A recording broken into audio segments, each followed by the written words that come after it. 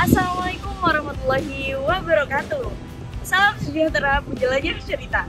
Saya Zarto Fikriya Nabila akan mengajak Anda untuk melakukan perjalanan yang luar biasa. Dengan kamera sebagai mitra, saya akan menggali makna dari setiap momen dan menyajikannya dalam nuansa yang penuh warna.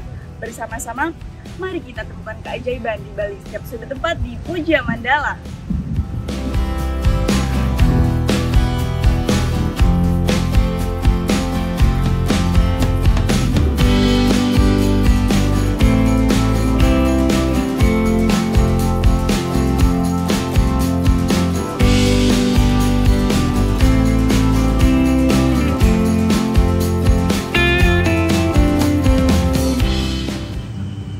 Puja Mandala merupakan kompleks keagamaan yang terletak di Nusa Dua Pulau Bali. Dibangun pada tahun 1994, kompleks ini dirancang sebagai simbol toleransi antar agama di Indonesia, khususnya di Pulau Bali yang terkenal akan keragaman kepercayaannya. Puja Mandala memuat 5 tempat ibadah utama, yakni Islam, Hindu, Buddha, Katolik, dan Kristen. Keberadaan kompleks ini menjadi bukti harmoni antar agama di Indonesia, khususnya di Pulau Bali, dan juga mencerminkan semangat Bhinneka Tunggal Ika yang menjadi ciri khas Indonesia, yakni berbeda-beda tetapi tetap satu. Nah, pada penasaran kan bagaimana keunikan setiap sudut tempat di Puja Mandala? Mari ikuti saya.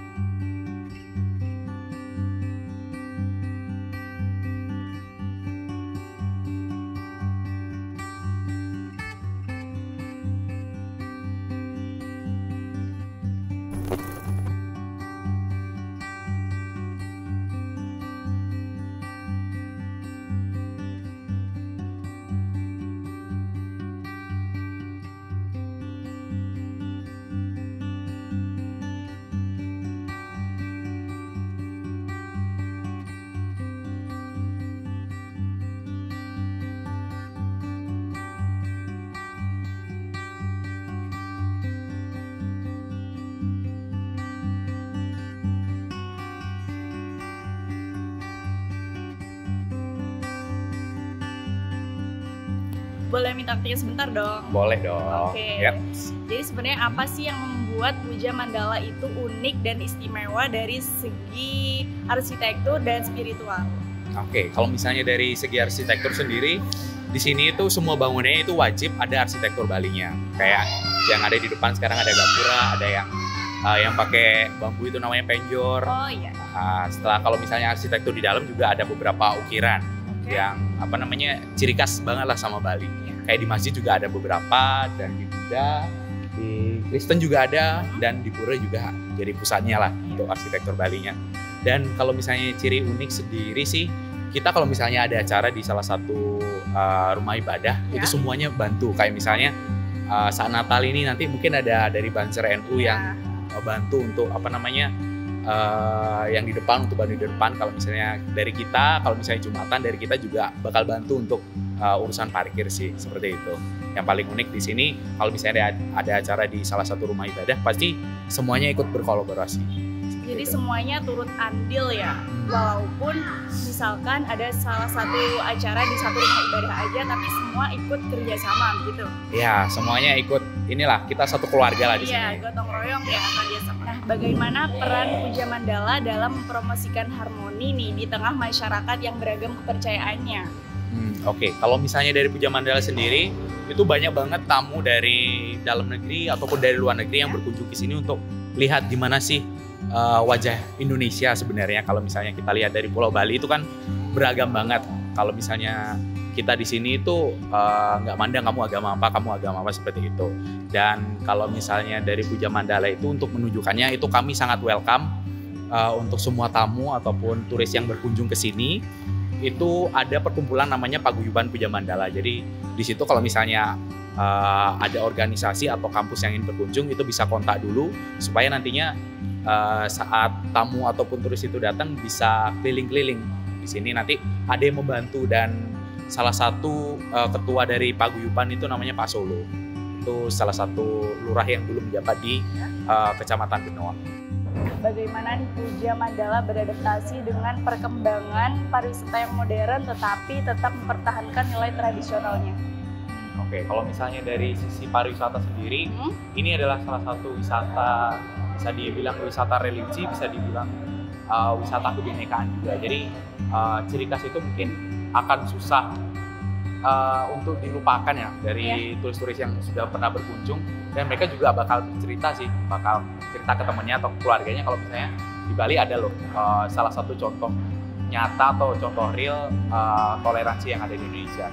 Dan di sini juga dari tim Puja Mandala sebenarnya ada kayak kumpul secara rutin gitu sih, setiap sebulan sekali atau 2 bulan sekali untuk bahas gimana sih kita improve pelayanan kita supaya nantinya turis-turis yang datang ataupun organisasi dari kementerian ataupun dari organisasi lainnya tuh bisa puas dan bisa kembali lagi ke sini untuk berkunjung. Seperti itu sih Kak, improvementnya dari kami. Pasti sebulan atau 2 bulan sekali kami ada pertemuan setiap pemuka agama ataupun koordinator yang ada itu untuk meningkatkan layanan kami seperti itu. Ya, terakhir nih Mas ya. Ya. Tolong dong ceritain kesan yang paling unik pengalaman dari pengunjung ke Puja Mandala ini. Kalau pengalaman yang paling unik ya, yang menarik gitu. Kalau jujur dari saya belum pernah mendampingi tamu sih, soalnya gitu. Sudah ada kalau misalnya di gereja itu ada namanya si BAK, kayak si humasnya lah gitu, yang mendampingi itu ya setiap kali ada kunjungan ada 3 orang yang akan mendampingi. Setiap kunjungan yang ada itu 3 orang itu sih yang mendampingi. Kalau misalnya dari saya sendiri sih, kalau misalnya orang-orang penasaran tuh nanya untuk keliling-keliling itu sih yang menurut saya paling oke pengalamannya. Maksudnya yang mendampingi kalau mau keliling-keliling ya? Ya benar. Jadi guidernya. Ya gitu. Jadi guider.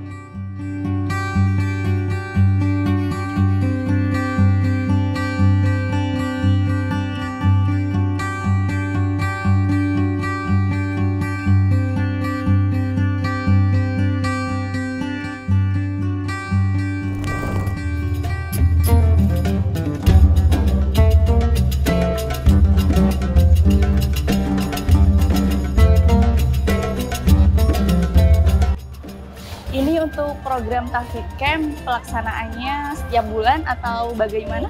Setiap libur semester. Oh, setiap libur semester. Yang seperti ini setiap libur semester, yang selain ini itu setiap akhir pekan. Iya. Pesantren akhir pekan. Dan kegiatan menginap ini juga menginap, akhir pulang juga. Sebenarnya dari PAUD sampai dewasa. Oh, tidak ada batas usia. Untuk tempat menginapnya di sini? Kita punya 6 lantai ruang kelas, yang 4 kelasnya kita gunakan untuk fasilitas menginap, kita sulap. Untuk pencetus kegiatan ini, Ustadz sendiri? Ya, dan ini atas nama Remaja Bersih. Oh, atas nama Remaja Bersih. Ya. Nah, biasanya untuk kegiatan Tahfidz Camp ini berlangsung selama berapa hari? Kalau liburan semester 11 hari, kalau yang mingguan sehari semalam. Oh, sehari semalam. Terima kasih untuk waktunya, Nge. Mohon maaf mengganggu. Assalamualaikum.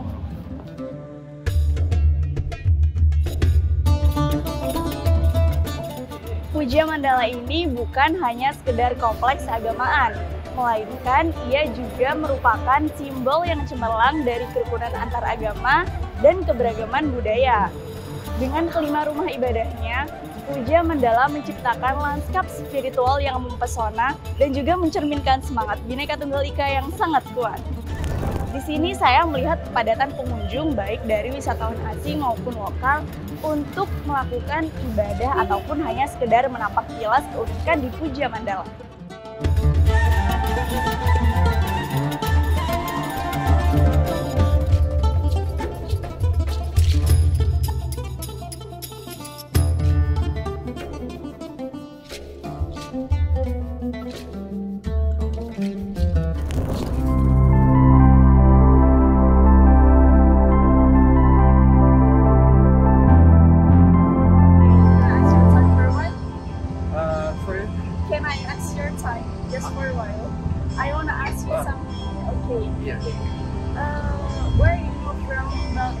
Puja Mandala? This place, the name was Puja Mandala, and where do you know from about this place? Maybe you know from your friends, or maybe from social media? Yes. So my English is very bad. Just what? Maybe interview. We just came here to see 4 churches in one place. Okay. Yes. You know this place from social media? No. Or maybe you're a tour guide? You visit this place by yourself? Yeah. Okay. How's your impression to visit this place? Very good. Very good. Very interesting to see 4 religions in one place. Okay, for living in one place. Yeah, So your feeling is very interesting to this place. Yeah, we right? just Okay. bought Okay. sarong and want to go inside. Okay, thank you. Thank you. Dari harmoni yang terdengar dalam doa hingga keindahan arsitektur yang menciptakan sentuhan magis, Puja Mandala bukan hanya sekedar destinasi wisata, melainkan ia adalah petualangan spiritual yang memukau.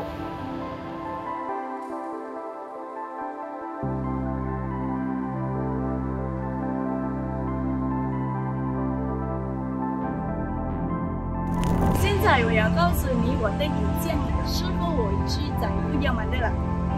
在布加曼德拉是一次非凡的精神和艺术之旅。一进入这个建筑群，我立刻就被传统建筑的美丽和富有内涵所震撼。建筑每个元素的艺术细节营造出一种和平安宁的氛围和谐。谢谢。Dari sini saya mengajak Anda untuk merenung, merayakan keberagaman, dan merasakan keajaiban di setiap langkah yang hidup di Puja Mandala. Sampai jumpa di petualangan selanjutnya. Saya, Zara Taufik Nabila, mengucapkan selamat tinggal dari Bali yang penuh inspirasi. Puja Mandala, sebuah persembahan seni spiritual yang memikat dengan harmoni simbol-simbol sakral. Tempat ini bukan sekedar destinasi, melainkan perjalanan rohaniah yang sangat mempesona.